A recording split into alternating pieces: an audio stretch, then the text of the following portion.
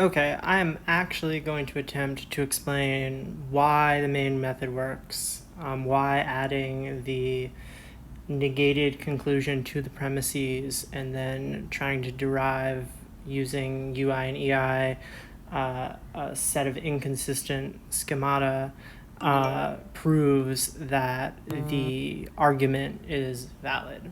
And to do that, I need to refer to two little facts that I've mentioned but not really done that much with. And the first is the third law of implication from chapter 7, which asserts that an inconsistent schema implies every schema and is implied by inconsistent ones only.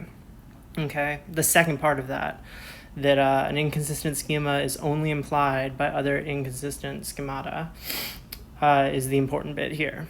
And then the other important fact that I need to explain this from chapter 6 is that a schema is valid if and only if its negation is inconsistent. And both of these things are true for truth functional logic and quantificational logic, because even quantificational logic consists of statements, right?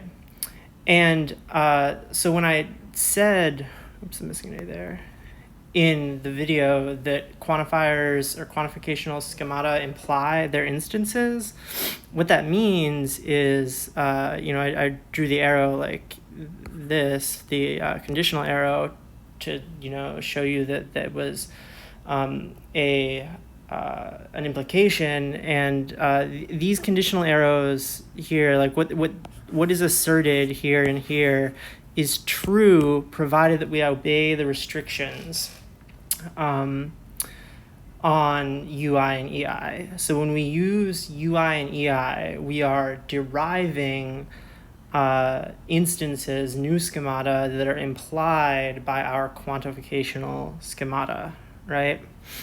Okay, so if we look at kind of the simplest case of an argument in truth functional logic, or a very simple case right here, we see that this goes into truth functional schemata. We connect it with a conditional, we would do truth value analysis on that, right? And so this, the schema that represents the argument is valid if and only if its negation, this is inconsistent, okay?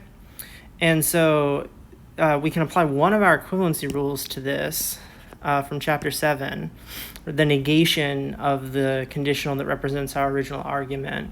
And if we use the rule for eliminating negated conditionals, so this rule right here, on the negation of the schema that represents our original argument, then we arrive at this, right?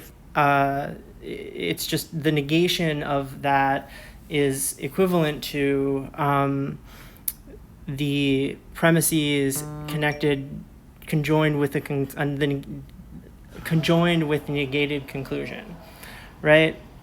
And so because these two things are equivalent, and because the schema that represents the argument is valid if and only if its negation is inconsistent, if we show that the premises conjoined with the negation of the conclusion imply something that's inconsistent, then we'll know that the negation of the premises conjoined with the conclusion is inconsistent, because anything that implies an inconsistent schema or an inconsistent set of schemata is itself inconsistent by this law from chapter 7, right? And because a schema is valid if and only if its negation is consistent, right, that'll show us that our original schema that represents our argument is valid.